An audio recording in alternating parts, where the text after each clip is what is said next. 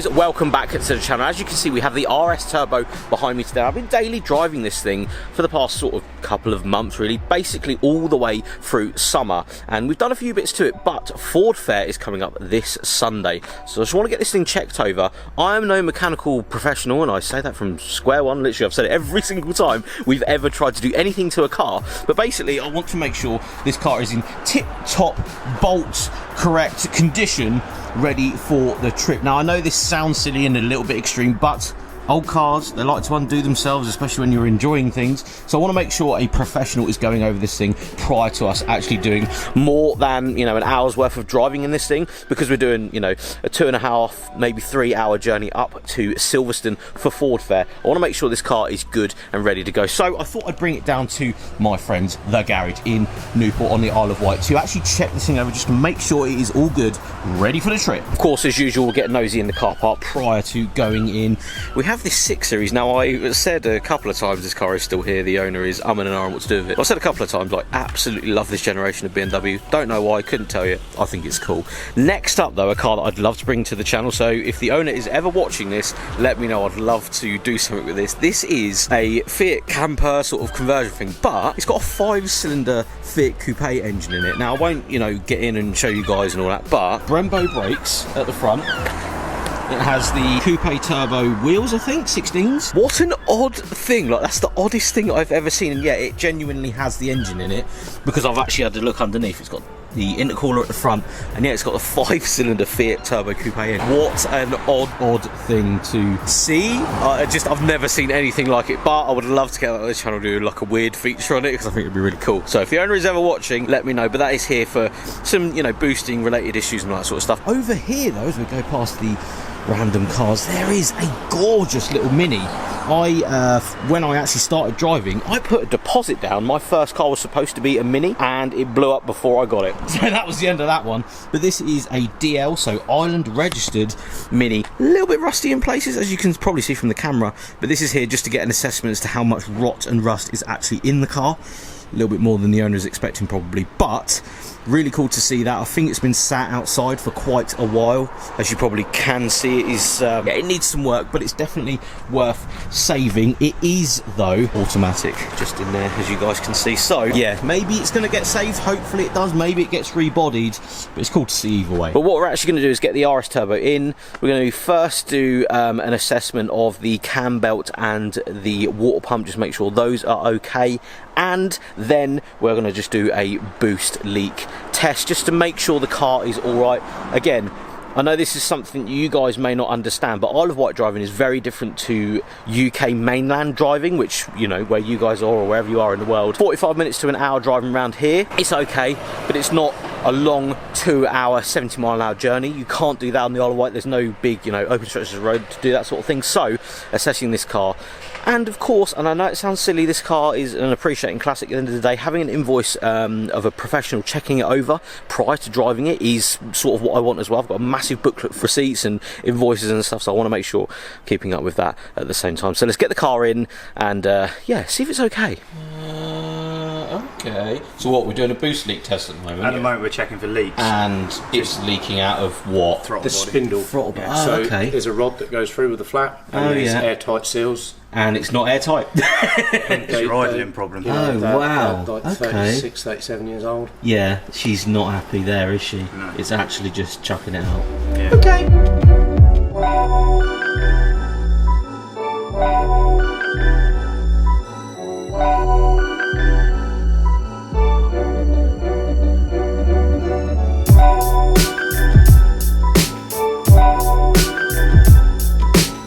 We've spent the last sort of half an hour really going through the car just to make sure that everything is how we think it is, and I know there was a lot of things I wanted to change and do on this, but of course things happen. I've obviously been driving this, and there isn't too many crazy things, but there's more that we want to do than expected. But because we're going to Silverstone, most of the aesthetics things that I want to do underneath are going to be done in the not so distant future. But we're just going to assess a couple of things now, mainly because this is why this car is here.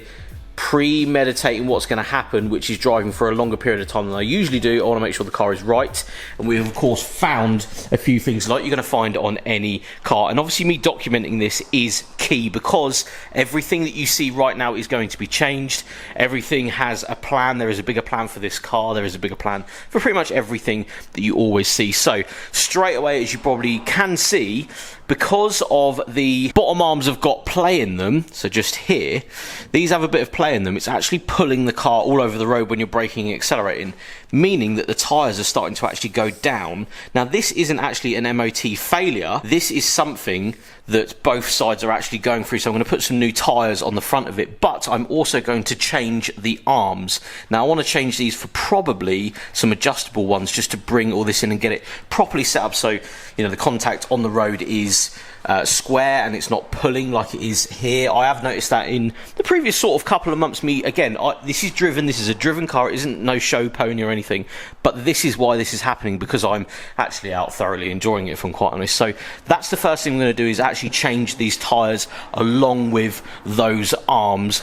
Going down though, and these are a few things that I wanted to point out, and this is why I've taken it to someone else to, you know, get a proper look over it, because there's little bits like this that you want to make sure you're actually looking at and getting assessed straight away. So high pressure and low pressure fuel lines here, yes, they might have been replaced at some point, but these joins here are actually starting to really just show age and wear. So we're actually going to replace this one as well as the one at the back. As you can see, the pipes are actually off and they're getting the bits done. As you can see, and I'll try and show you guys that bit there, this is what we're dealing with. So bits like this, you know, perishing, it is, you know, nigh on 30-40 years this car it's been on the road. So if you think about it, and this is, you know, maybe not a standard, you know, or an original part, it's still going to go through the motions and through a lot of stress and, you know, temperatures and all that. So there is something definitely happening there. So that is going to be replaced as well as the front one. The front one was pretty much like that as well. And obviously, we don't want to be on the motorway and that sort of start to give way and start to leak fuel, because there is a full tank of petrol in there and I don't want to lose everything straight away. Another thing that I did actually tell you guys in a recent video, if you haven't watched that, go back and watch it, where I found a few things, because I was driving this a lot, I found a few things that I wasn't too happy about. These rear bush, so this bush, I actually replaced this because it was a bit janky. You guys would have seen in previous videos, it actually meant that under load, when you were going down a hill stay, you got not replicate it there, you got a bit of knock. Now this is actually down to this.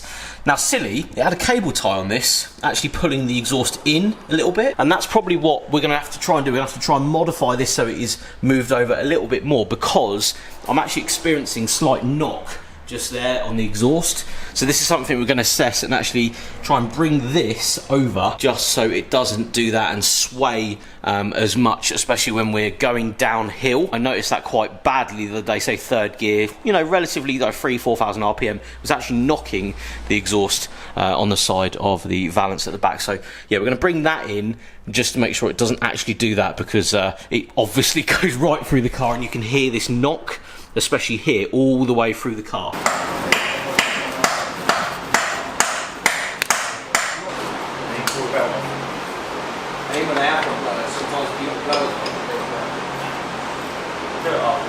You're being a mechanic for a change. Look at me go now!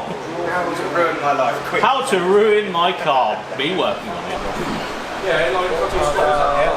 That's it, just like that. We'll get just a little show of everything there. Let's just have a look. She is starting to wear. She's on her way, isn't she? On her way, mate.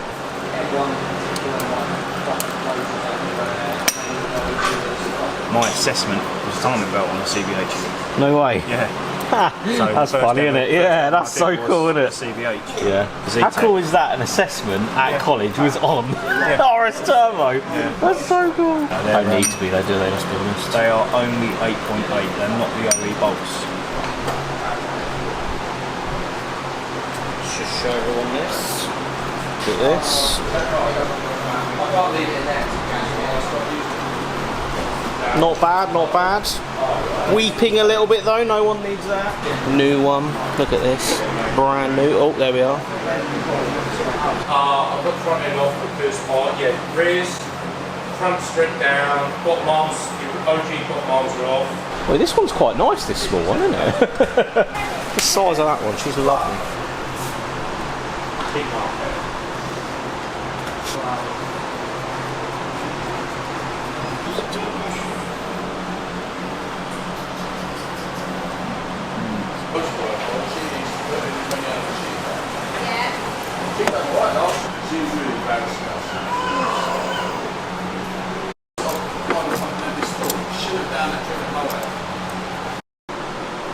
Yeah, exactly. Yeah.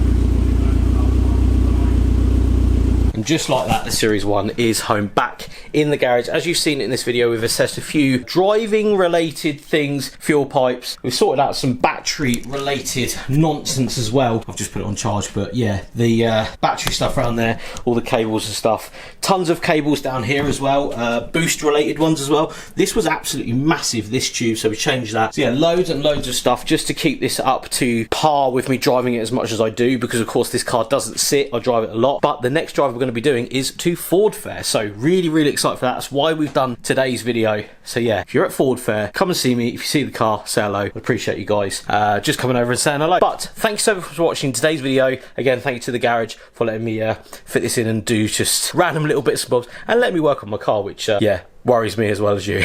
Anyway, I'll see you guys on the next one.